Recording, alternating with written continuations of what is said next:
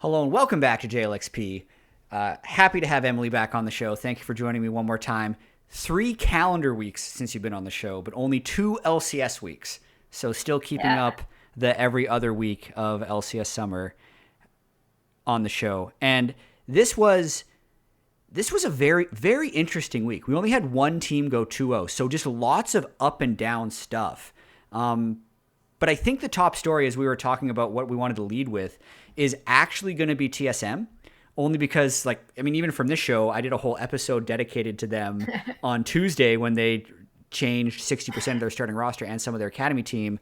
There was a discussion on Waiting Room about their roster changes today. Their GM even gave extra statements, or their social team gave extra statements, and they got a pentakill and won a game. So there's a lot to unpack. What do you want to start off with for TSM? It's the last part that I guess I'll start with, because obviously our expectations were that this roster was going to have a tough time together because they hadn't, by their own admission. I think it was Chime who was saying we've had very, very little time together to actually practice and prepare, and that does make a difference if you don't have nearly as much experience, especially in a bot lane duo. So it was really cool, in particular, to see him and Instinct come out and have such a phenomenal game against FlyQuest today. Chime is someone that he was added to the he wasn't an automatic he wasn't promotion. Even on the academy team. He just jumped over from Golden Guardians Academy. Yeah, so basically they promoted Instinct, who was already there. They promoted Soul for a completely different thing. The bot lane was performance-based. The top lane was that Huni, who you and I spoke with kind of behind the scenes about his wrist injury and stuff. So that's a completely different thing, and he'll decide what he's going to do and what his future is in League of Legends later on. But yeah, this is the big story for me coming out of TSM, was how well this bot lane was able to perform today, because I think for Soul, people already, we listened to Cubby talk about it. I talked to a bunch of people behind the scenes. I watched him in Proving Grounds as anime girl. I was like, this kid is obviously very talented. He's improved so much in a really short amount of time. He's obviously very dedicated. He's incredibly charismatic. So for him, it was just, he's getting his chance sooner than expected before he might not be ready. But with this bot lane, you heard Cubby talk about it, where he's like, I think Instinct isn't that great. Chime performed well previously, but obviously his team's results this summer thus far haven't been as good. So, and that's due to some other circumstances as well. So you can't really hold that against him. But we were we don't really know what to expect from them. And just to see them showing up after prefacing this whole thing with commenting on how the org handled this and what our expectations were, was just really, really cool. Chime definitely deserved that pog. I voted for him. I hope it was a unanimous one. It wasn't, because he just had such a great what? Yeah, no! So I guess I shouldn't reveal votes, but because you on the caster desk, they ask you, and it's not like the analyst desk where we're kind of chatting with each other. You basically just think about it, hit your talkback button, enter your team. But I believe I said Chime, and then Freak said a different player, and Azale also said a different player. Ooh. So I think there are 3 people that could have deserved it. Actually, that was the weird thing about that game from TSM, is it actually did feel like more of a complete win, partially because they were so conservative for most of the game. Spica did start the game 5-0, but so much of that was actually him kind of last hitting. The first river fight where they got first blood was Instinct hiding in the dragon pit, landing a Zeri W over the wall, and Chime's Rakan flying in. He just gets it. Then the next one was Spica getting caught, and then a Meganar TP's in, whose soul stuns 2 people against wall. Oh, by the way, both of those kills went to Spica. And then even the final fight when Instinct picked up the pentakill, Maple had a really good exhaust and zoned everyone back with his Swain ultimate. So things did really happen as a team rather than individual things popping off in a lot of those moments, which is why I think it would actually be a fairly difficult pog. But you and me are in 100% alignment because we both voted for Chime. So clearly we're the right ones. You touched on something there that's really important, though, for this TSM team, and actually the most impressive. So, obviously, we touched upon individual players a little bit just due to expectations. Mm-hmm. The most impressive thing about this was that it was a team win. And not only that, but TSM actually did something that we've been super critical of other teams for not doing as much, which is once they realized they had a lead or an advantage, they actually pushed it really hard. And I think that is exactly what this team composition did need to do, because going up against a quirky Jinx late game is not fun. And even like, I mean, you can put arguments aside about scaling and stuff like that, but if one of these 5v5 fights goes wrong for TSM, FlyQuest comp suddenly just gets to a point where they can contest every objective as 5, and it's a little bit more difficult for TSM there. So the thing that most impressed me is like, okay, we have the lead. We're invading Red Side Jungle. We're pushing the pace of this game. We're not going to let FlyQuest have a window back in through team fighting. And I think FlyQuest had like one team fight win where it looked like they might come back. But overall, that was the thing that impressed me the most about this TSM lineup, is that whoever was making those calls, they were doing it, and the team was moving together, and they were pushing their advantages. Yeah, and I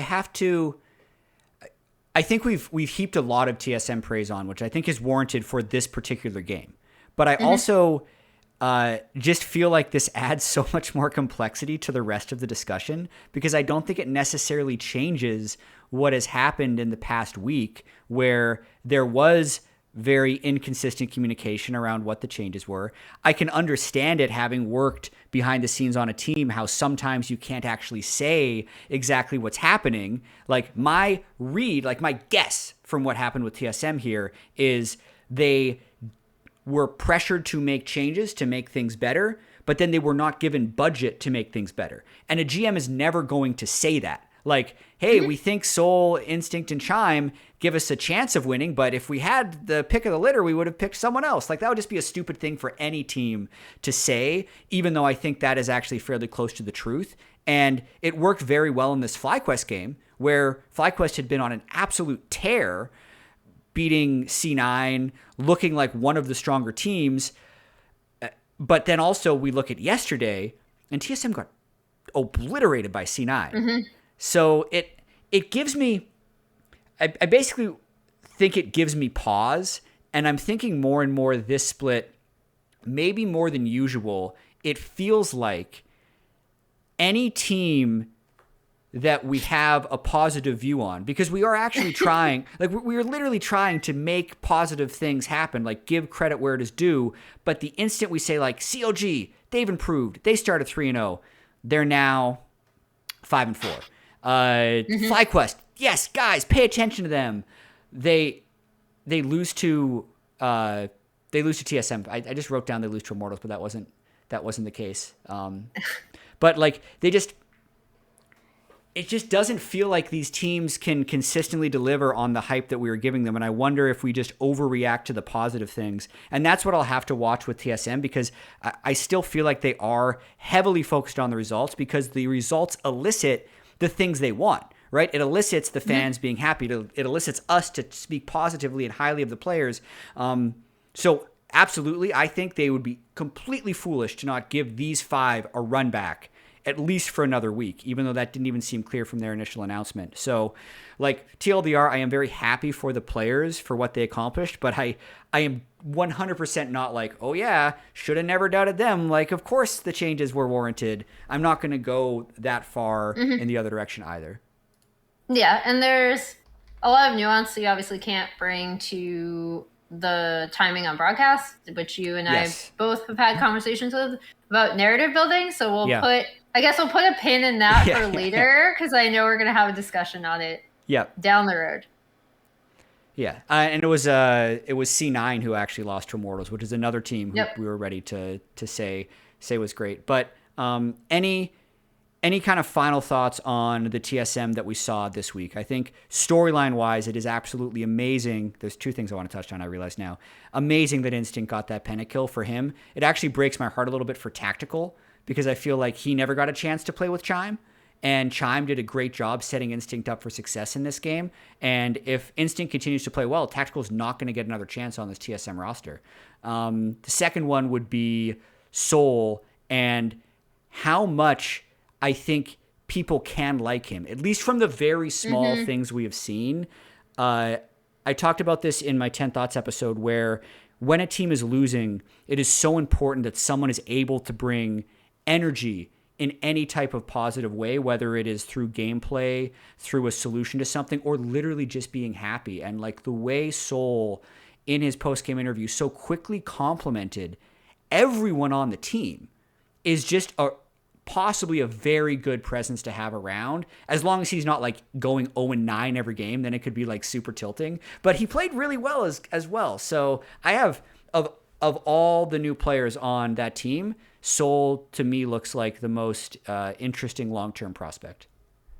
And he definitely, like when we talk about his game one, I know Raz brought it up and I really agreed with this, is that some of the things that happened in that game, obviously he ended up getting really, really shoved in and really, really kind of abused by C9 and Fudge in that game. And I think one of the things that Raz was quick to point out is a lot of it is like, he's stalling for time, but then this massive stacked wave is just crashing into his turret. And so one of the first things you kind of learn more when you get to a pro level is like, I need to make sure I'm communicating this constantly with my team, being like, someone go catch that, or like, we need, this wave is like, he's prepping the wave. Maybe we want to pay attention topside. I'm going to get dove, etc. So that is, and that's not like an individual mistake necessarily. It's just like another step in terms of team communication that you end up figuring out, hopefully in academy prior, but obviously, like we said, this is a very rapid promotion. So he looked a lot more coordinated with the team already after one game. So going to be really interested to see TSM next week in the second round robin, and if this can be the kind of fresh start they need. But a team that doesn't need a fresh start, 8-1 EG. They're actually 2 games ahead of everybody else in the LCS because of their pretty dominant win against TL today, which could have, like if TL wins that one, incredibly important head-to-head matchup, it actually would have put TL into first because they would have had the 1-game tiebreaker over EG and both teams would have been 7-2. But with everything that's happening, like G2 over in Europe, I think they're 4-5? After coming back from MSI? They slipped to like basically because a lot of the unexpected LEC teams, I guess, have been doing really, really well. Like people didn't expect Excel to do as well as they are. Misfits picked it up. They're now on a 5-game win streak. Even Astralis had like a really, really strong start, and they've kind of been brought back down a bit, but like, it's been very, very volatile, especially in the middle of the pack. And so, G2 are now 4-5, tied with Astralis in like 7th. And that's kind of like the MSI hangover that maybe you would have expected from EG, especially when EG was 9-9 in spring split. But now they are 1 game short of equaling their spring win total through just the first half. And they've looked like so good doing it. They've won 3 of 4 Player of the Week awards, 2 of them to Inspired. This last week went to Danny, who just had absolutely absurd stats when we looked at it afterwards for the week. Like 90+% kill participation, 40% of the team's kills, like 1,000 DPM, really high KDA. Absolutely just nutty numbers. And I thought his Ezreal performance was super good, but it becomes more than that because the team does seem just very clean, and it is hard to find a negative thing to say about them. And I guess like maybe a point of conversation for them is, we've talked before about how it is hard to look good on a bad team, and the same way it's hard to look bad on a good team. Like right now, EG is definitely benefiting from that second part where if someone is off, the rest of the team bridges that gap until they can find their way on again. Like when Impact got solo killed by Gomsu, GP versus Shyvana, but then still was given the time to come back in the game. To you, what is clicking so well for the EG team that maybe they didn't have in spring?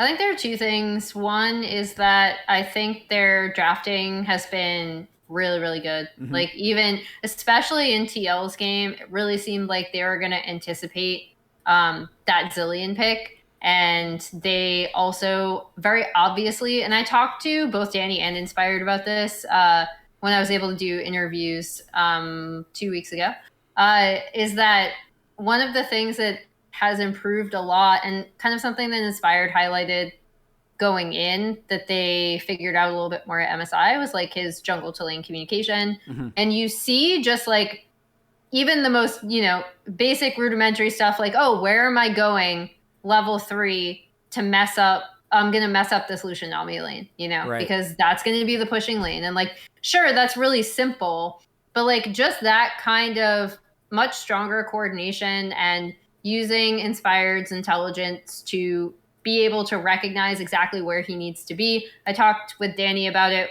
in the MF game they had where it was something very similar. It's like opposite pushing bot. Inspired's already there. We've seen a lot from Inspired as well, where they save like jungle pick for 4-5. He locks in something like Kane. I think just the overall drafting of this team that we saw kind of flashes of this where they recognize that their players can play a variety of different things in certain situations. And we did see them try that out a few times last split, and they were kind of universally panned for it due to the way the game played out, the way they executed around those drafts, or just difficulty of execution versus what they were going up against. And I think this split, everything they've locked in, they've been able to execute really well. True. And that speaks to not only strong drafting, but just a strong understanding of what this team's capable of. Yeah, and I liked when JoJo joined the analyst desk after his game as well. I loved his answer when he was asked of like, what did you learn the most from playing against the MSI mid laners, like Faker and everybody that was there? And he said how much they actually just sack for the team. And it's true. Like, Xiaohu's Galio is just never mid lane. He's just always somewhere else taking over the game. And I think even though JoJo was already a fairly good facilitator and team fighter, he's almost kind of trying to turn that up this year with, you talked about it with me yesterday. Like, why is no one playing Lissandra? Well, JoJo is playing Lissandra every game because it's super good and it super suits the playstyle that he wants to play, especially when you're able to trust your teammates. But he's displaying a high level of trust in his teammates. He's roaming a lot, and he's actually putting the MSI practice to good use, which usually I feel like is a meme. Like at the start of, back in 2014, whenever an NA team would get smashed by a Korean or Chinese team, it was always like, we learned so much. Like, we're going to come back so much stronger. And it was just never true. But this time, with that answer and then mentally linking it with the way I'm seeing them play, it actually does look like they've made adjustments and it's worked out for the better, which I got to commend them for.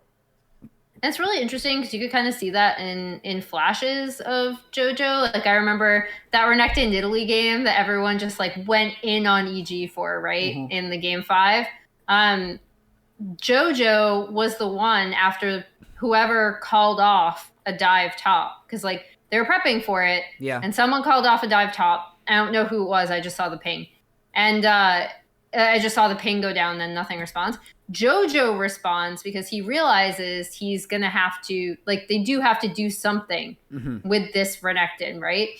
And it is mistimed and he gives up, I think, 3 whole waves for it is what it ends up being.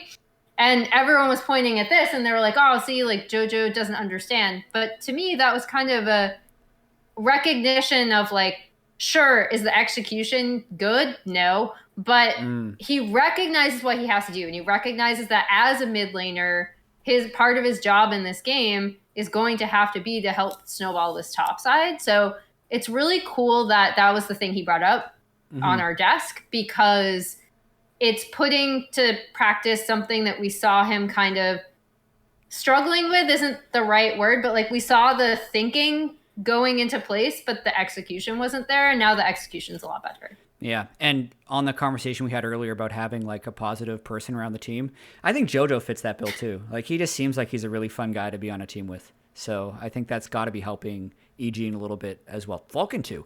Okay. Next team. They just have a good vibe right now. I'm really happy with this team. Yeah, same. They did beat TL, and I guess the question that I have written down here is how much ground does TL have to make up? But it can, in general, be more of a TL discussion because this is a team with astronomically high expectations who is delivering above average results. They're tied for second. That's fine. You can be tied for second and very easily still win the split. But it is also not fine because of the expectations they have, because of the players that they have. And this week, they had a just completely ballooned lead against Golden Guardians, one of the biggest stomps we've seen this year, but then almost threw the game away because they got really sloppy with their execution closing the game. And then obviously their game against EG today, they try and play Lucian Nami. It gets a little bit ahead, but then just Hansama dies over and over again because EG is able to find kills onto him. What is your diagnosis of this TL team, and should they be worried? So in terms of like, should they be worried as in, are they still probably going to make playoffs? Are they still probably going to represent NA at World? I think they are, but I think the team themselves, their coaching staff and their fans are not going to be happy if they continue to play the way they are, if that makes sense. Because, and that's not just due to expectations necessarily, but it's also just due to, I mean, I guess part of his expectations in terms of we've seen what every single one of these players can do in a, like at their best, right? Right. And so if when you have a team like this and you have them come into this split, and one thing I really loved when we were super high on TL after week 1, right, was like, they came out and they were like, we figured out, or Whippo was the one that said, we figured out how we want to play. Yep. We want to play around bot lane. We're going to be a bot focused team. And then you had, I believe, Santorin coming out in their next interview saying, we want to be more proactive, right? I actually think for the most part, I know people are going to rip apart his Udyr game a few weeks ago in the, I think it was the Udyr It was game, the 100 right? Thieves loss. Yeah. That and some of his other games that were like really, really close wins that they, that they nearly lost, and they came back due to some maybe poor play from their opponents. Sure. Yeah. We'll frame it positively. Heroics. I think the question is like, how inspiring is this team if they are going to be a world's representative, which we're still like fully expecting, right? So It is kind of expectations, and that has to do with like the way that they play, and specifically I'm gonna target their mid game actually, because I feel like whenever you're like, oh, team's not being proactive enough, you always look at the early game, right? Well, when I'm looking at their early game, I actually still think it's like pretty solid. Like Santorin is doing his best to facilitate their lanes. I like that they've been locking in, pushing bot lanes. Obviously, I know Hans and Core later came on and was just like, Callista Mumu is to like win lane, win game, and if you don't win lane, you're screwed. And they've tried out the Lucian Nami, and I don't think that lane has necessarily the sparkle that it once had, let's just say. But I don't hate what they're doing early. Yeah. What I think their issue is, for me, is how sometimes hesitantly they play in the mid game, and or they overreach into a composition that is scaling. So like a lot of the mistakes from TL that we see end up being punished are mid to late game mistakes where they're either like overreaching or they are not pushing their advantage enough. And obviously those are two very different things. And you're like, well, Emily, it sounds like you're contradicting yourself. And it's not contradictory once you take in the context of the game state. And that is the thing that is very difficult. It's a difficult thing to fix. Yeah. And it is something that I actually do think, because I have a lot of respect for these players and their coaching staff, I do think that they can fix it. Yeah. But I also think, looking at some of their issues, that is a difficult fix because it's probably ingrained in them as players, Yeah. if that makes sense. And I would say that they have so many options based on how all of these players have won in the past. I mean, like, you can throw Bjergsen on a control mage, or right, you can try and put him on lane dominant early game stuff because he's had success with both. Like, you can have Hansama Core try to dominate lane, or you can have him pick scaling and try and win team fights. You can have Whippo try and dominate lane early, or you can put him on Ornn. Like, they can do any of these things, but really simplifying is something that we thought they were able to do after week 1. But I think even after stating it, there are things that they haven't been able to consistently do. So, like, I can point at draft as like a microcosm of the larger issue of not being able to focus in. So in the 100 Thieves game, even though they've said they wanted to play more aggressive, they had a team comp that didn't give them the tools to be more aggressive. And then what was really interesting to me, it's like a small nugget Core said when he was on the desk with us in Hansama, because we had him respond to both Whippo saying that we wanted to play through bot lane, and then Santorin and Bjergsen saying that we want to play more aggressive. Core was like, well, we have Hansama. So, like, Core said, you know, Hansama's the best AD carry in the LCS, so why don't we just put him on the best champions? That doesn't mean play through bot, right? Like, because Lucian Nami is let's play through bot early game, but Ezreal Yuumi is let's put best player on best champion, which is what Danny did to them today, right? So, like, even in the, like, we should play through bot, that can mean two completely different things. It can mean let's play so Hansama can be Danny, which is what I actually think EG's identity is. Everyone plays this, like, up-tempo, good team comp stuff, and then Danny's always on something that can hard carry the game. I think, honestly, that's what TL should probably do, but they've done so many bouncy versions that I think it's creating just some confusion in exactly what they want to do. I will say, in terms of, like, the whole mid game not pressuring enough, in particular, like that 100 Thieves game, I feel like if you're looking at some of these team compositions, and again, I know people are going in on the Udyr. I think if you're going to have... I don't care about the Udyr. I think it was fine. Yeah, I don't care about the Udyr either. What I do care about, though, is the Corki with the Kalista, and not because they're both bad champions. They're both incredibly strong champions. And I feel like people who listen to me on Death must think I hate Kalista. I actually think she's, like, really, really strong right now. But you have to continuously shove your advantage with her because she has so much prio. She has so much kill pressure in dives. She has, like, a lot of cool setup with different support combos. Obviously, I talked about the Amumu. The one they ran was the Renata. And you need to just, like, throttle your opponent. And I'd love to see that out of them, too. Like, Hansama, he's a Draven player. Like, you know what, man? Like, put him on Draven. Like, put him on something where they just, like, hard focus. I'd also like to see that, too. Like, that would be very fun for me. And I think it is interesting that you bring up, like, what does bot focus even mean? Like, are we playing around prio, around pushing lanes? Or, like you brought up with EG, are we putting our carry on something that we know they can just dart in and out of team fights? Like, Danny's TPing in as flanking Ezreal, and you know what? It works.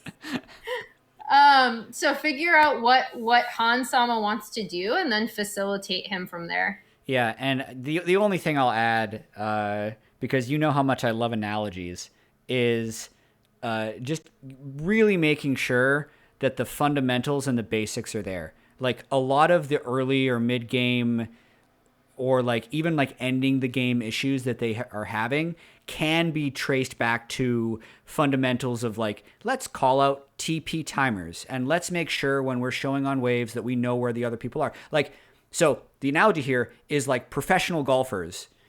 people think they're so damn good, but literally if they get off, they go right back to like, what is the very first thing if you're teaching someone golf to learn? It's like, how do you hold the golf club?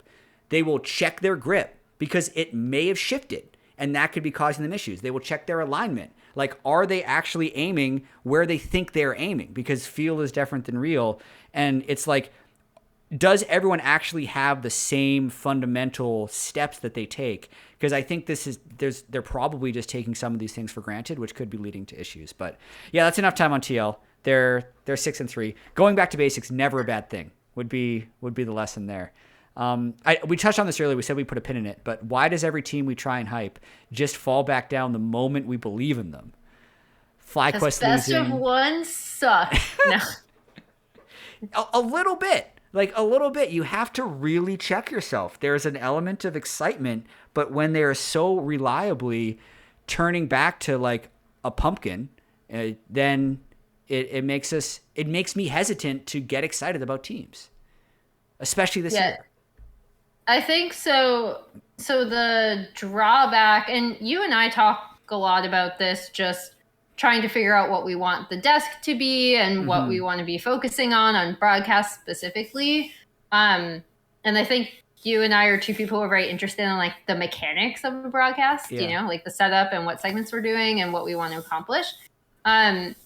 For short term, because like the argument I always hear for best of ones, and I'll put this out there. Okay. I've never been a fan of best of one. So like obviously that is my bias. So anyone watching this or listening to this is not something new if you've ever heard me talk about it, but I'm throwing that out there, right? Because I'm obviously biased against best of ones. I think there is an argument for them. And then that argument is it makes things really exciting in the immediate, right? Like it makes for upsets. Yeah.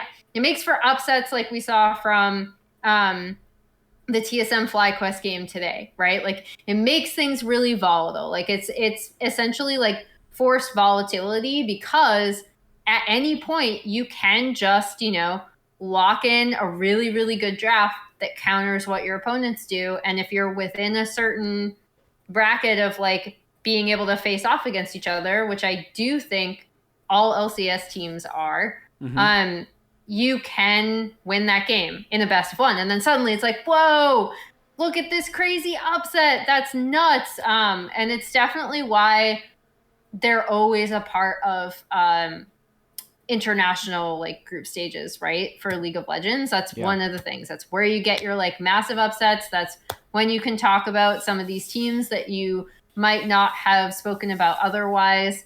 Because in a best of three format, it then becomes a lot more obvious you can get away with a bad draft, come back and win 2 games.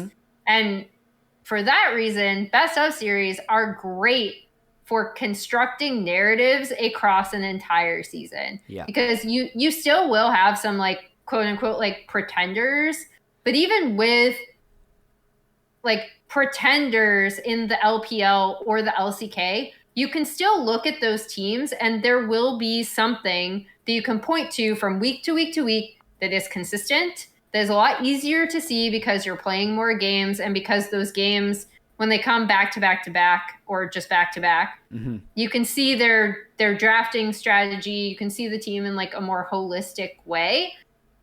And then the individual games might not be as exciting. And it's just like more League of Legends. So in terms of narrative building, best of ones honestly suck ass for that over like the course of a domestic season. Yeah, especially for the really dedicated fans. Like the people that just want to consume as much NA League of Legends as possible. Like you're going to want more. You're going to want to see TL versus EG again. See if like, okay, maybe if they didn't play Lucian Nami, like for what it's worth, I actually kind of hated TL's draft when I think about it more. Like the more I think about it, the more I actually dislike that draft because they only had one lane of prio and then they didn't scale better. But yeah, don't want to get too down on best of ones. It's just it definitely feels like more than often this split there has been a team that we are excited about, and then almost as if on cue, when we say this team is not good, they'll win 100 Thieves, or this team is legit FlyQuest, they will lose. which happened today. FlyQuest lost to TSM. Let's spin this into a game. So here's the surprise teams. We have CLG 5-4, FlyQuest 5-4, and I'm just going to throw in TSM there at 3-6. Like, which of these teams is the most legitimate? Like, oh yeah, there's some positive stuff going on. Like, which team are we most sure of is trending upwards? I want to say like it's kind of a tie between CLG and FlyQuest still for me. Probably FlyQuest only because like sure they laid an egg today, right? Mm-hmm. But I still really loved a lot of the fundamental things that I saw from them this split specifically. Yep. I feel like last split it was a lot of oh man, Tukoi coming in is going to be he's such an asset for Jose Deodo Yeah. and Jose Deodo suddenly has like so much more room, much better communication with his lanes.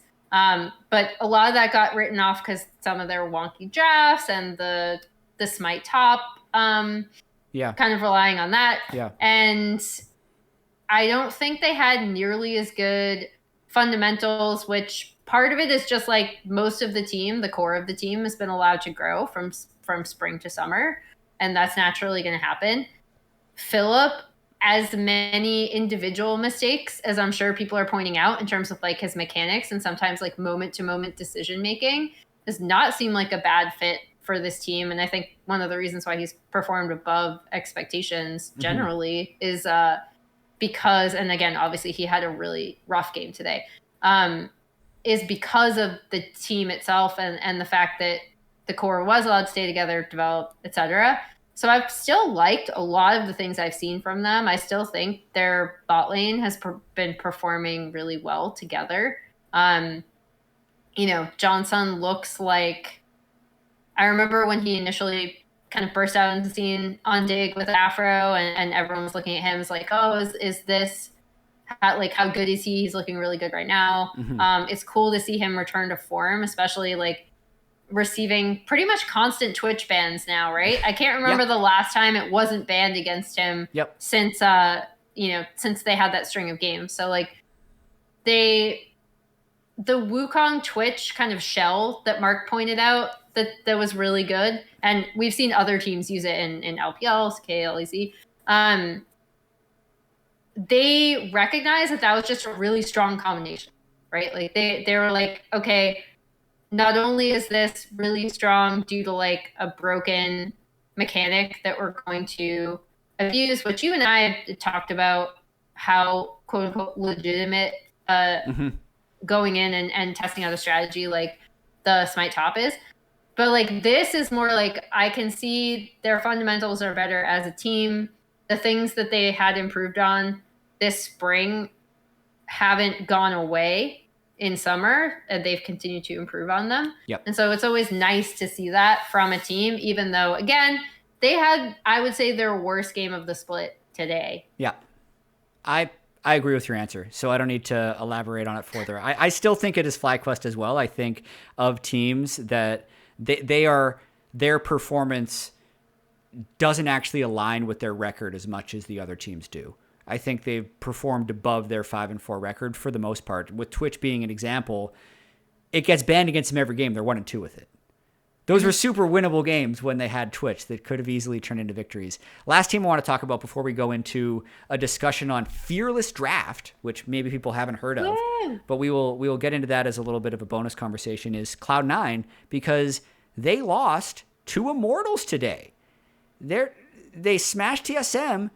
Everyone really just expected them to have this easy 2-0 week, but it was a very long, drawn-out game. Like 7 dragons were taken. It was 3 dragons to 3 before Immortals picked up an Ocean Soul. There were like Mountain Soul. There were like multiple Barons being taken, but ultimately, like they did lose to Immortals, a game that people wouldn't have expected them to lose. So, Emily, what happened? Why did they lose? I think, because previously when we were talking about Cloud9's issues, we were like, how much of it is the, not having their bot lane, their team not being able to be together, and how much of it is actual Yeah. issues with the team, and some of their drafts. And I know, like, we saw Blabber and Sven afterwards, and they're just like, oh, like draft Draft. draft diff. Yeah. Pat draft. Which you can say what you want about their draft and any misgivings you have about it, but I do think there's still some flashes of, like, I'm not sure how this C9 team wants to play.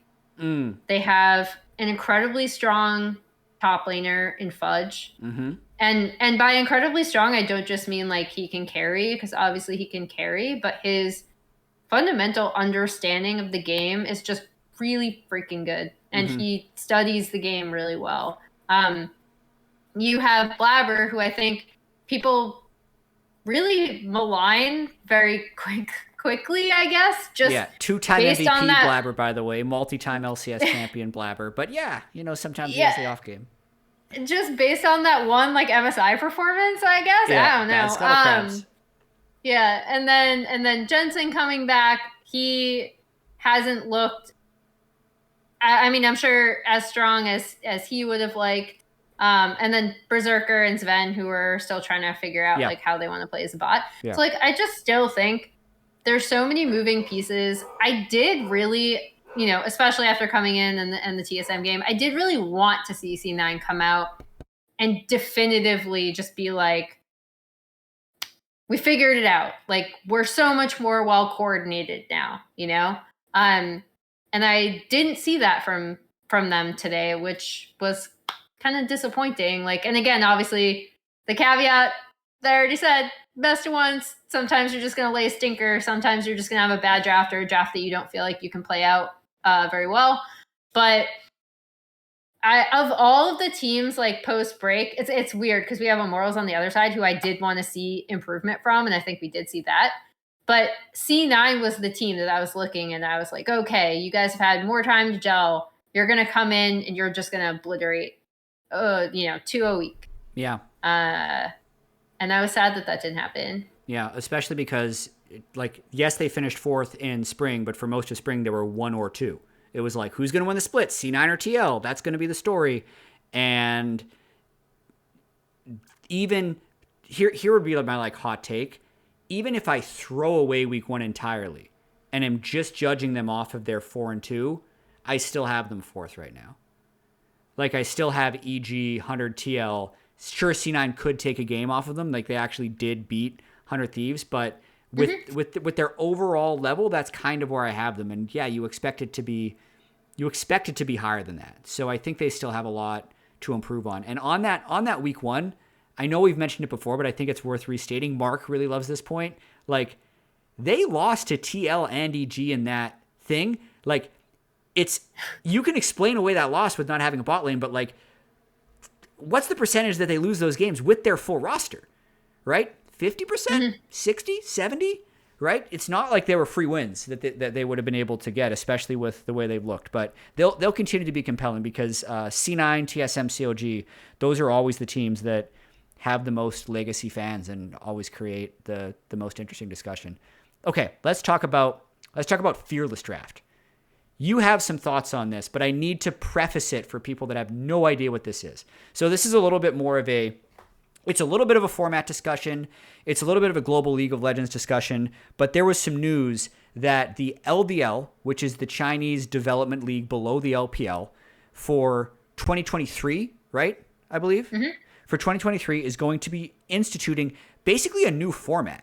So it will be best of 3, but in this Fearless Draft concept, the winner of Game 1 cannot pick a champion that was picked in Game 1 when they go into Game 2. So 10 champions will essentially just be out of the pool only for that team.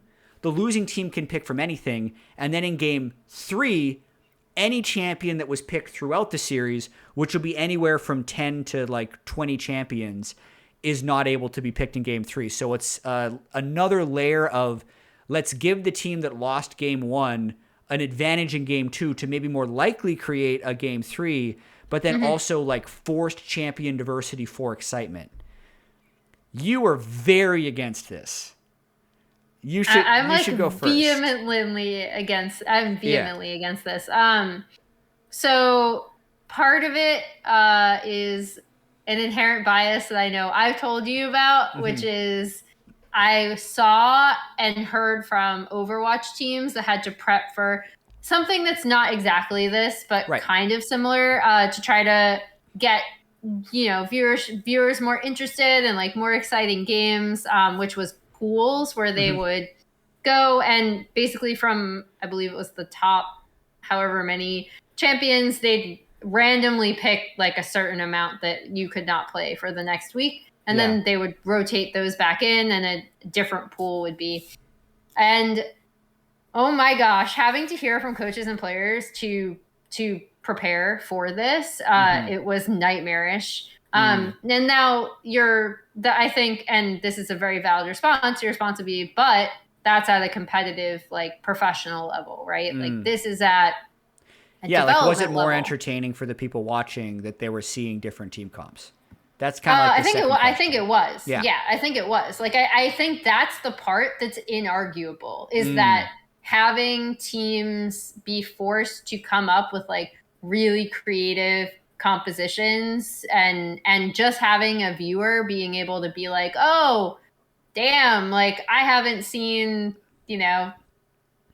I don't even know because I'm looking at an example, but these drafts are kind of boring by the champions they got to. But like, like, oh man, I haven't seen a Jax in LCS in a while. Like that's awesome. I think the big thing for me is because the other argument for it that I've heard is that it helps with development, right? Because you can no longer be a quote unquote one trick, or you can no longer specialize in a certain very limited champion pool and make it to professional level and then have a problem with, oh man, I am really struggling playing, XYZ champion that just got into meta. Honestly, this happens a ton. If you look at League of Legends historically, I think a lot of like drop-offs with individual players and rises can actually sometimes be very much tied to champion picks in the way that the meta evolves.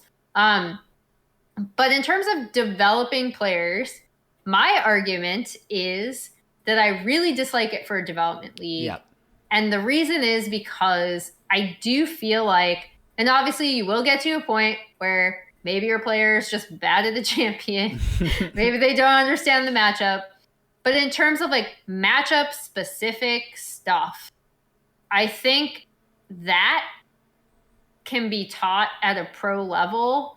Whereas some of the fundamental stuff that you might be working on with a player in terms of overall, like, wave management, communicating with your team, like going back to one of the examples I gave up previously, like someone's stacking a wave on you.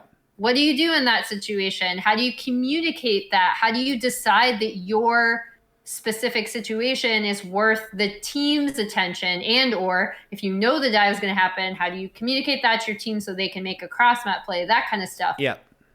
I think the fundamentals of the game are a lot more difficult to teach to players if you then now have to add in all this other matchup stuff. The quickest way I can encapsulate that is like if you're me, and I'm playing Udyr, who's a champion I've played probably 1,000 times. I am just playing League of Legends. I'm not thinking about the buttons that I'm pressing. But when I play Bel'Vath, I'm playing the champion. I'm actually not playing League of Legends. I'm just fighting the champion to figure out what is happening. And the pro game is an even more higher level of complexity. So I completely agree that it is bad for development, but I'm still very, very intrigued by it.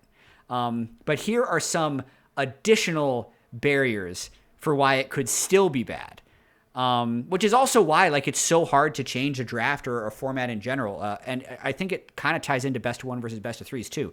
Like in an ideal world, any type of development system has a way of laddering up to the league or the competition above it. Hmm. So that's why, like, at least right now, I like how many games NA Academy plays. Like the fact that they're playing like a lot of times best of twos. Like they just play 2 games, and it gives them more stage time, and it still contributes to the standings. It's not super ideal for viewership engagement, but that's not the point of the development league. So give them a large volume so they can get reps and then maybe move up to the LCS. It's also why I'm kind of okay with best of ones versus best of threes, because if you only play best of threes and it's like, yeah, best of threes is great because you can instant drafts and you can get some do-overs, but then you go to Worlds, you do not get do-overs in Worlds group stage. So as long as Worlds group stage is best of ones, it's fine for regional leagues to be best of ones. That's kind of the way where I see this. And that'll tie in to Fearless Draft. Like, if Fearless Draft was Worlds format, and when G2 goes up against T1 at Worlds, it's like you get 3 points for a 2-0, you get 1 point for a 2-1 or something like that, and you find a way to make it engaging for the viewer, and you don't have every matchup going 3 hours. You find ways to cut time in between games, or, you know, make them play 3 games in a row or something. Like some weird world like that, I would kind of be more down for it to work, but having globally everyone, I think that's why it's so important to have everyone globally be on very similar systems, because it does all have to ladder up to the same sport at the end of it. And this almost, like, it's such a big draft change, it almost changes the sport. So you're practicing in a much different rule set than the league you're trying to qualify for, which is why I would be against it as well.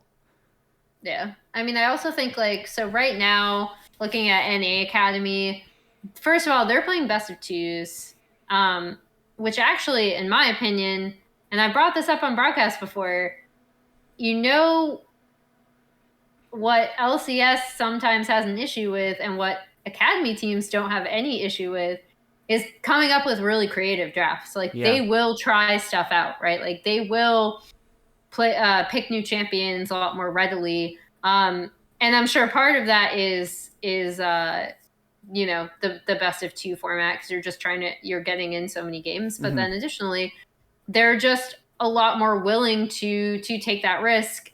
Yeah. And already, without having something like this like enforced. But yeah, those are my issues with it. I just don't think, especially, so like if I'm talking about it for in an NA specific context, like if someone had posed the question, like, should NA Academy implement something like this? My answer would definitely be no, only because we're not at the point where we have this massive player base to pull from, right? Like, we are not at the point where our development league is massive, and also some of these teams have trainee teams even that aren't in LDL. I want to change. I want to change the question though. What if? So, I think a possible motive, and this is purely speculation, a possible motive for LDL doing this is because someone wants to do it in LPL. And it's like a trial run to see if this is just more entertaining League of Legends. So let's take the specific mechanics of Fearless Draft out of it. Like, maybe it's not perfect. Would you be open to, like, let's just make, and now we're talking about NA, like, let's change the way NA plays, even if it's not exactly the same sport as Worlds, just because it's going to be more entertaining. I mean, I think if you're doing it for the LDL to do it separately of other development leagues is not as much of an issue as if one pro league did it. If anyone's going to do it. And it. then is qualifying for Worlds. Right. And to me, it goes back to something I've actually been thinking about a lot. When I was talking to Hooney about season 4 the other day. Okay. Because I was talking about him and Gamsu coming up together when we were watching Gamsu play, and in the DigEG game. Yeah. And we were talking about how, like, you know, at that time, if you were a trainee, you were playing Shyvana and you were playing Renekton. And I'd actually gone through, like, one of the Champions tournaments, and, like, 90-something% of the top lane picks, it's, like, the most stagnant point, and I'm sure there were others, but, like, it's the most stagnant point any lane in a, like, region has been, right? Season 4 Shyvana was something else. In my mind, yeah. And obviously this is a tournament, so it's a lot different. It's not like it's not a franchise league system. But I was thinking about like a lot of the stuff that's happened in the game since, and the fact that the more variables you introduce to something, I think the more difficult it is to improve at the whole sometimes. And I've always felt that way, even with some of the changes that have come to League of Legends, which I guess kind of makes me like a League of Legends boomer a bit, where like my favorite parts of League are when there is a problem to solve in the form of like a champion or a composition that stays consistent enough over time that other teams have to adapt and find creative ways, and the meta evolves that way. I think it's why I love Worlds so much, actually, in addition to seeing all the best teams, is because it's stuck on a patch, and you have to see the best teams in the world over time try to figure out. So like once you get past that initial play-in stage and the week of scrims where everyone has different scrim pockets, and then everyone is kind of adjusting, and you try to figure out, okay, what team is going to be best at this meta that is evolving.